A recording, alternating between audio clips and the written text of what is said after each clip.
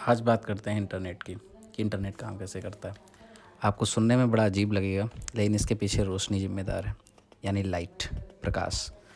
और एक छोटी सी कहानी जो शुरू हुई थी आज से बहुत समय पहले मिस्र में। एक वैज्ञानिक थे हाइथम, जिन्हें फादर ऑफ ऑप्टिक्स भी कहा जाता है, और उन्होंने बीड़ा उठाया था उनके मिस्र के खलीफा के नाम पे वहाँ पे नील नदी पे बांध बनाने का, जिसमें वो असफल हो गए। उन्हें जेल में डाल दिया गया। मगर एक छोटी सी रोशनी जो उस कमरे के अंदर आती थी, उसको वो देखा करते थे। उससे उन्होंने रिफ्रैक्शन के लॉ बनाए, प्रकाश कैसे चलता है, कैमरे की तकनीक कैसे काम करती है, माध्यम चेंज होने पे प्रकाश की किरणें कैसे काम करती हैं, और तरह की चीज़ों पे उन्होंने वहाँ सोचना शुरू किया और लिखना शुरू किया। धीरे धीरे पता ही नहीं चला कि कब उनकी लिखी चीज़ों से न्यूटन प्रभावित हो गए, जिन्होंने न्यूटन ने अपने प्रकाश के नियम दिए। केपलर प्रभावित हो गए, जिन्होंने बड़े बड़े प्रकाश के नियम दिए।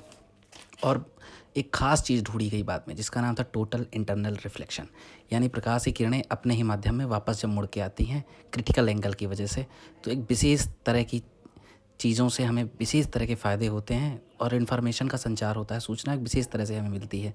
और इसी परावर्तन की वजह से ही ऑप्टिकल फाइबर्स काम करती हैं, जो समुद्रों के नीचे बिछी हुई हैं और जिनकी वजह से इंटरनेट का डाटा हम तक मिलता है। जैसे आप कछुए का देख सकते हैं कि रिफ्लेक्शन है, उसी प्रकाश के अंदर है। जैसे आपने शीशा देखा है, इसमें 90% रिफ्लेक्शन होता है, तभी हम अपनी तस्वीर देख सकते हैं इसके अंदर।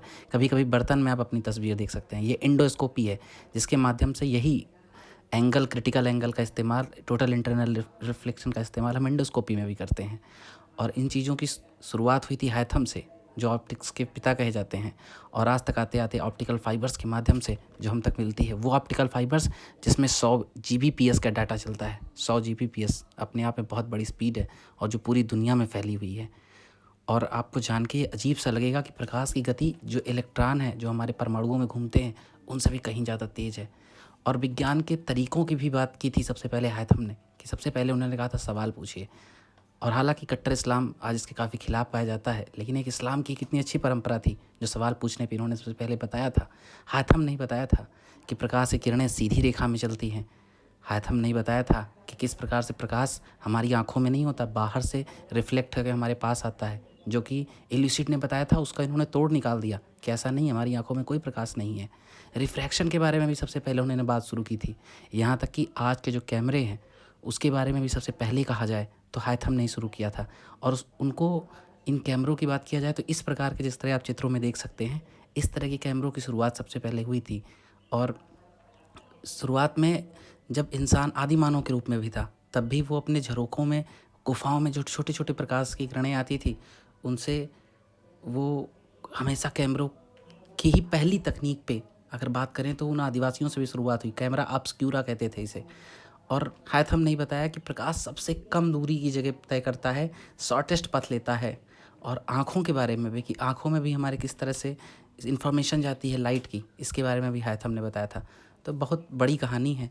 और उन्होंने एक चीज़ और गेस करके बता दी थी कि लगभग वायुमंडल 80 किलोमीटर ऊपर तक फैला हुआ था, वो भी सिर्फ कागज़ पे लिख के बताया था। बाद में हालांकि ये आंकड़ा थोड़ा सा पीछे निकला, 50 किलोमीटर तक का ही वायुमंडल मिला, लेकिन फिर भी मान सकते हैं कि उनका काम काफ़ी प्रभावशाली था, जो आज तक की जनरेशन में आता है। आपको जान के अजीब लगेगा कि जिन हरे पेड़ों को आप देखते हैं, वो हरे नहीं होते, बल्कि वो हरा रंग तो अपने अंदर ऑब्जर्व करते हैं। तो कहीं पे भी कोई कलर नहीं है, सिर्फ जो कलर हम देख पाते हैं उसे वाइट लाइट कहते हैं, यानी श्वेत प्रकाश। बाकी तो बहुत सारे ऐसे स्पेक्ट्रम हैं जिन्हें हम देख ही नहीं पाते हैं। और एक बात आपको जान के आश्चर्य लगेगी कि अभी तक इंसान ने वैक्यूम बना दिया, जहाँ पे कोई भी वायु की गैस नहीं है, साउंड प्रूफ कमरे बना दिए जहाँ कोई आवाज़ नहीं है, लेकिन इंसान आज तक ऐसी कोई जगह नहीं बचा पाया जहाँ तक रोशनी न पहुँची हो। तो ये अपने आप में बड़ी अजीब बात है कि लाइट पर इतनी ज़्यादा काम हुए हैं कि आज वो इंटरनेट के रूप में भी आपके और हमें जोड़ने के काम आ रहा है।